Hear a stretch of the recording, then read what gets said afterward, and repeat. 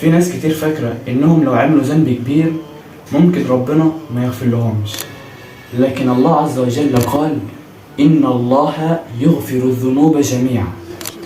جميعا يعني الله عز وجل يغفر ذنبك مهما كان، بس لو تبت بصدق ووقفت المعصية هتكون زي ايه بقى؟ هتكون زي ما النبي صلى الله عليه وسلم قال التائب من الذنب كمن لا ذنب له.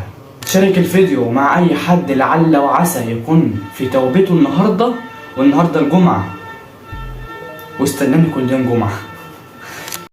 غافر الذنب وقابل التوب شديد العقاب ذي الطول لا إله إلا هو إليه المصير.